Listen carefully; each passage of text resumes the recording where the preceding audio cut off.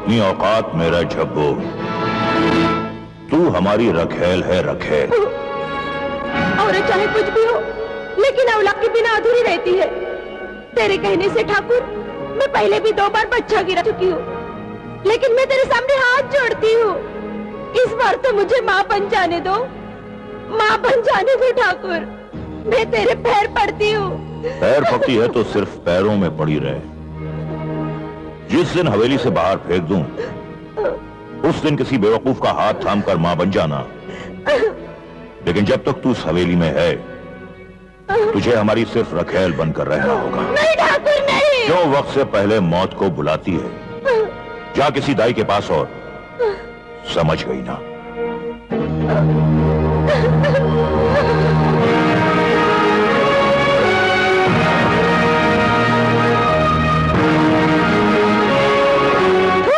पिताजी, मैं सारे किसानों से अंगूठे लगवा लाया हूं, ये लीजिए। वाह, बहुत खूब। किसी सरफिरे ने बगावत करने की जुर्रत तो नहीं की?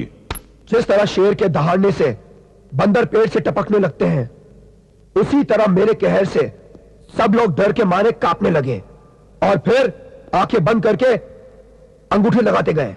शाबाश बेटे, शाबाश।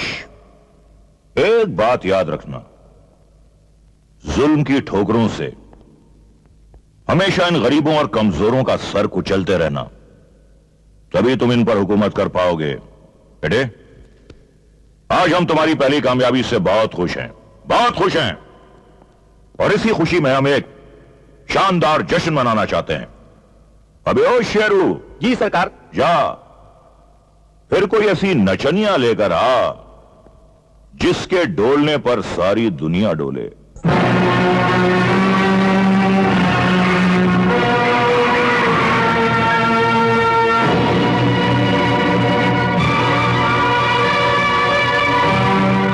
बुढ़िया, पुतली कहाँ है? क्या काम है?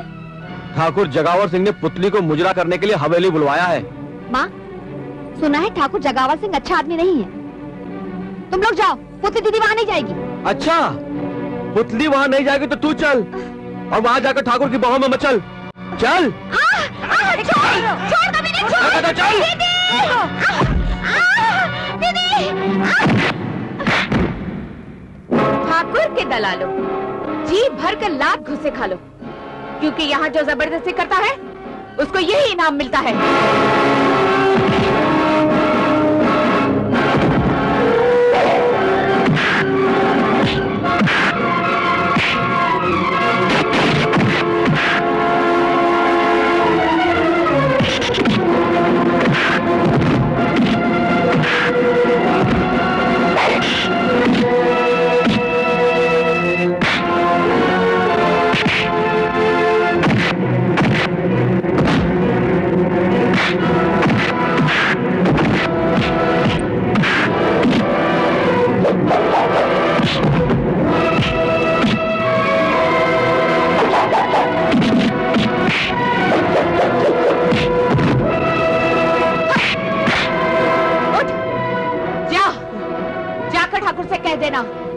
ना ही मैं दिया सलाई हूँ जिसे वो तोड़ जाएगा, और ना ही मैं वो दूध मलाई हूँ जिसे वो चाट जाएगा।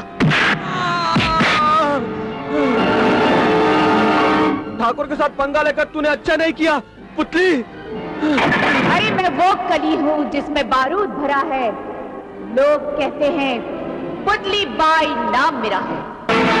उस नचनिया पुतली बाई की इतनी मजाल कि उसने ठाकुर जंगावर सिंह की हवेली में आने से इनकार कर दिया। लेकिन मैं उसके इनकार को इकरार में बदल दूंगा पिताजी। पहले उसे ठाकुरों की ठोकर का मजा चखाऊंगा। उस बारूद से भरी कली में ऐसी आग लगाऊंगा कि वो पुतली बाई मेरे इशारों पर कठपुतली की तरह नाचेगी। मैं कहूंगा उठ तो उठेगी, मैं कहूंगा बैठ तो वो बैठेगी, मैं कहूंगा चल तो वो दौड़ी चली आएगी।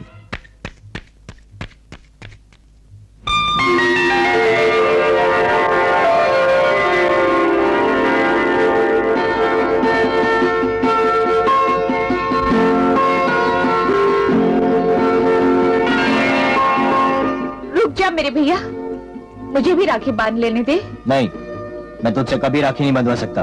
क्यों? क्यों तो इससे राखी नहीं बंधवाएगा? अरे एक तो हमें छोड़कर दूसरे गांव में रहता है, घर के अंदर भी नहीं आता। क्या हो गया है बेटा तुझे? क्यों इससे राखी नहीं बंधवाएगा? क्योंकि एक नाचने वाली तवायफ मेरी बहन नहीं हो सकती। क्या क्या बोला तू? आज ये तेरे लिए तवायफ हो गई?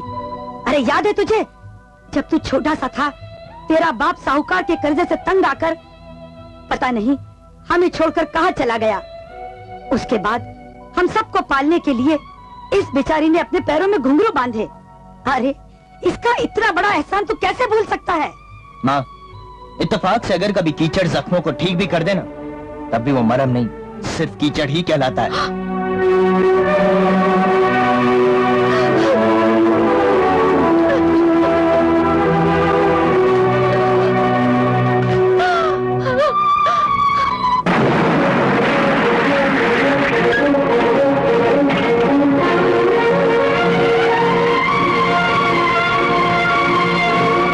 बदले चल, हम तुम्हें लेने आए हैं। कौन है तू? हम ठाकुर जगावर सिंह के बेटे दुर्जन सिंह हैं। चल वापस चला जा, नहीं तो तेरे गम में तेरा बाप सर पर हाथ रखकर रोएगा। अगर तू नहीं चली तो अपनी माँ की लाश पर सीना पीट पीट कर रोएगी। वो देख। पुतली, पुतली, सोचना छोड़ दे। अगर गोली चल गई तो सोचने को कुछ नहीं बचेगा। ठीक है, मैं चलने के लिए तैयार हूँ। चल। ए बुढ़िया, सुन ले, पुलिस थाने जाने की सोचना भी मत, क्योंकि वहां भी हमारा सिक्का चलता है। वहां भी तेरी फरियाद कोई नहीं सुनेगा। चल चलो।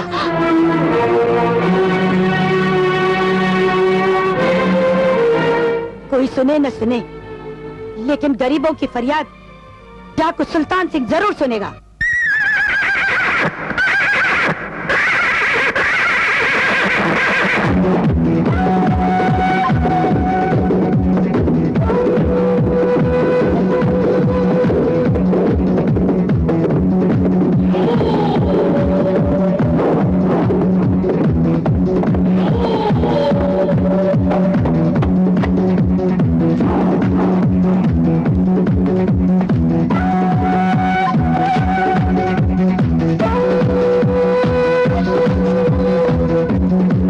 पट्टी खोल दो।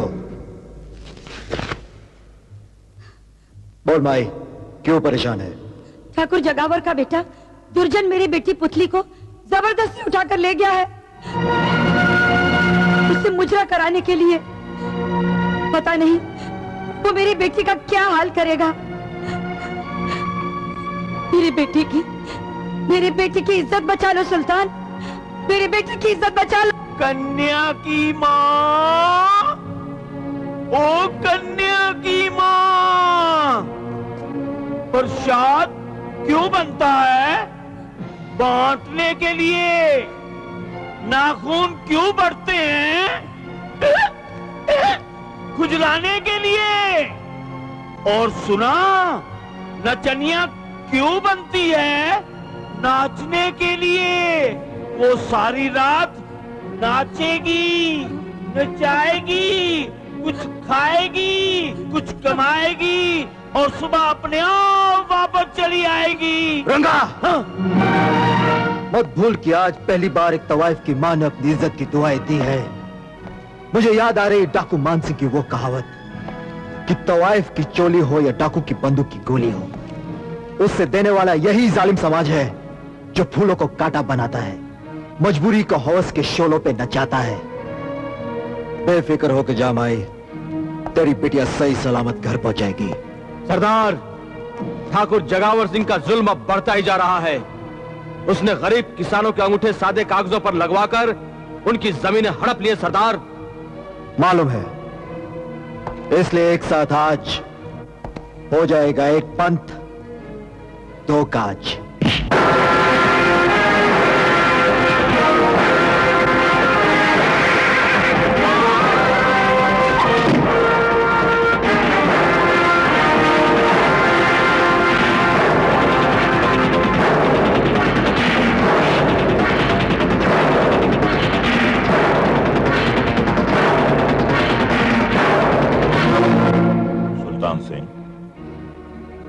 अगर नाच देखने आए हो तो बैठ जाओ, और अगर किसी गलत इरादे से आए हो तो चुपचाप यहां से चले जाओ, क्योंकि हम अपनी इस हसीन हवेली को तुम्हारे गंदे खून के छींटों से दागदार नहीं करना चाहते। पैरों में लकवा मार गया है तो चुपचाप बैठ के अपनी तबाही का तमाशा देख, नहीं तो फिर अदब से खड़ा हो जा। सुल्तान सिंह, अगर कोई तुम्हारा असली बाप है और तुम उसकी जायज औलाद हो तो हमें अपनी इस जगह से खड़ा करके दिखाओ। मैं तो अपने बाप की असली औलाद हूं, मगर तेरे बारे में सुना है कि जिस दिन तेरी माँ इस घर में ब्याह रचा कर आई थी तो पहले से ही तू उसके पेट में मौजूद था। सुल्तान सिंह! देखा ठाकुर, मेरी एक छोटी सी बात ने तुझे कैसा खड़े होने पर मजबूर कर दिया।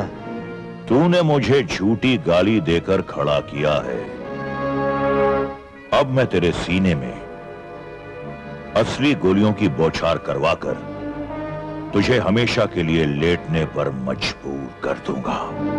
कल्लू, रामू, जगो! नहीं ठाकुर नहीं, तेरे सारे आदमी अब मेरे आदमियों के निशाने पे हैं। देख,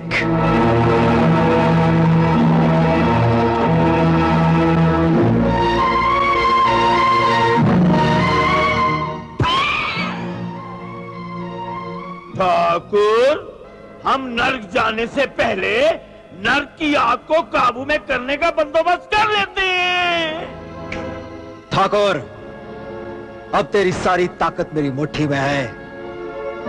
अब बता कि वो सारे बही खाते कहां पर है जिन पर अंगूठा लगवा के तूने गरीब किसानों को गुलाम बनाकर रखा है। बोल। वो बही खाते जहां रखे हैं वहां तू तो क्या, तेरे फरिश्ते भी नहीं पहुंच सकते।